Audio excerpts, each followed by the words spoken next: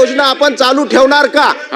माझा एवढाच प्रश्न आहे. चला, ही योजना आपण चालू ठेवणार का? माननीय योजना प्रशिक्षणासाठी या रोजगारसाठी नाही. आणि उत्तरामध्ये साफ फसवणूक या युवकांची करण्यात आलेली आहे. अध्यक्ष मुख्यमंत्री युवा प्रशिक्षण योजना उर्फ लाडका भाऊ योजना, ही योजना म्हणजे युवकांचं शुद्ध फसवणूक आहे. अध्यक्ष महाराज, माननीय मुख्यमंत्री देवेंद्र फडणवीस साहेब, अरे ऐकून तरी घ्यावा. तुम्ही ते विचारलं मी जवाब देतो ना. तुम्ही जे विचारलं त्याचा जवाब देतो ना. अध्यक्ष महाराज, ही राज्य शासनानं मुख्यमंत्री युवा प्रशिक्षण योजना निवडणुकीपूर्वी जाहीर केली. मुख्यमंत्री युवा प्रशिक्षण योजना उर्फ लाडका भाऊ योजना, ही योजना म्हणजे युवकांचं शुद्ध फसवणूक आहे. अध्यक्ष महाराज, ही योजना कशासाठी सुरू केली? कुणी मागणी केली होती? सुरू केल्यानंतर 10 लाख फॉर्म आले. 10 लाखातले 5 लाख निवडण्यात आले. त्यानंतर 1,26,000 लोकांना एंट्रन्शिप देण्यात आली. एंट्रन्शिप म्हणजे त्यामध्ये स्टायफंड आणि ट्रेनिंग. आणि अचानक निवडणूक झाली की योजना बंद करण्यात आली. म्हणजे गरज सरो आणि वैद्य मरो अशा प्रकारची योजना होती का? आणि मग या लोकांची फसवणूक केली का? लोक एमटेक, आमच्या परभणी जिल्ह्यातले मुलं एमटेक हा कोर्स सोडून हे नोकरीसाठी जॉईन करण्यासाठी आमच्या परभणीमध्ये आले.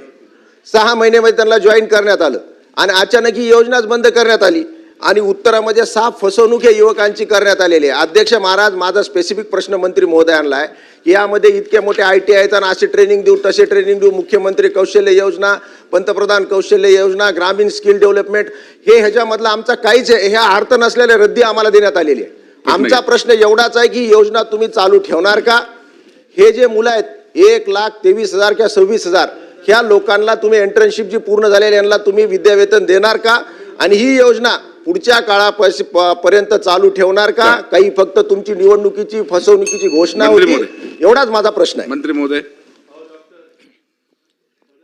माननीय अध्यक्ष महोदय, सन्माननीय सदस्य राहुल पाटील साहेबांनी जे विचारलं आणि जे त्याने सांगितलं त्यामध्ये मी खुलासा करू इच्छितो. त्याने सांगितलं की कोणाला मांग केली होती. तुमची मागणं होती का की बेरोजगारीसाठी काय करायच्या? कशासाठी केला?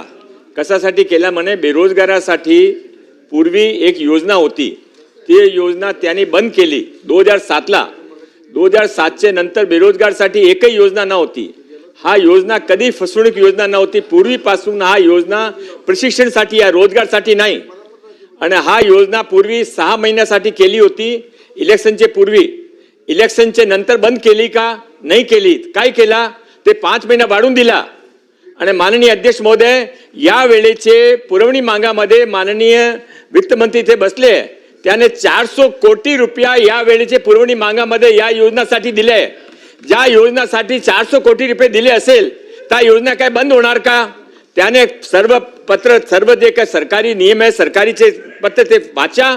माननीय अध्यक्ष महोदय, ते सांगता की यामध्ये जे जबाबमध्ये जे लिहिलं त्यांचा काही उपयोग नाही. त्यांच्यासाठी असेल की त्यांच्यासाठी काही उपयोग नाही, पण महाराष्ट्राचे लोकांसाठी उपयोग आहे. महाराष्ट्राचे लोकांसाठी ITI मध्ये केलेले नवीन सर्व न्यू एज कोर्सेस, पॉप्युलर कोर्सेसचा उपयोग आहे. माननीय अध्यक्ष महोदय, महाराष्ट्राचे ITI मध्ये आपण सर्व ठिकाणी आता एक नवीन शॉर्ट टर्म कोर्सेस सुरू केला आहे. माननीय प्रधानमंत्रीजी हस्ते त्यांचे उद्घाटन झाला. प्रथम बॅच मध्ये 55,000 विद्यार्थ्यांनी त्यांचा लाभ घेतला. त्यांचा उपयोग महाराष्ट्राच्या लोकांसाठी आहे. माननीय अध्यक्ष महोदय, माननीय मुख्यमंत्रीजीच्या नावावर आपण माननीय मुख्यमंत्री स्वरोजगार योजना अशी सुरू केली आहे. त्या योजनामध्ये 5 लाख बेरोजगारांना प्रथम वर्षी लाभ मिळणार आहे. त्याच्यासाठी उपयोग नसेल, पण महाराष्ट्राच्या लोकांसाठी आहे. न भूतो ना भविष्यतो. महाराष्ट्रामध्ये माननीय देवेंद्र फडणवीसजी, माननीय एकनाथजी, माननीय अजितदादा त्यांच्या नेतृत्वामध्ये रोजगारसाठी जे काय केलेलं आहे आजपर्यंत केलेलं नाही. ते केले, घोषणा केली आहे, प्रयोगामध्ये लावलंय, अंमलबजावणी पण होणार. उत्तर आलं. हा, काय? ही योजना आपण चालू ठेवणार का? माझा एवढाच प्रश्न आहे. चला, ही योजना आपण चालू ठेवणार का? माननीय अध्यक्ष महोदय, मैं स्पेसिफिकली सांगितलं या वेळेचे बजेटमध्ये माननीय मुख्यमंत्री देवेंद्र फडणवीस साहेब, अरे ऐकून तरी घ्यावा. तुम्ही ते विचारलं मी जवाब देतो ना.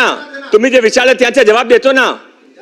माननीय अध्यक्ष महोदय, यावेळेचे बजेटमध्ये माननीय मुख्यमंत्री देवेंद्र फडणवीस साहेब, माननीय उपमुख्यमंत्री एकनाथराजे शिंदे आणि माननीय वित्तमंत्री अजितदादा पवार याने या योजनासाठी 418 करोड रुपयाचा प्रावधान केलाय. या योजना सुरू राहणार आहे. चला लक्षवेधी क्रमांक 17 श्री अमित साटम. अध्यक्ष अमित महाराज, साटम नाही झालं लक्षवेधी क्रमांक 17. त्यांनी दोनदा उत्तर दिलं. त्यांनी तुमच्या दोन्ही प्रश्नांचे उत्तर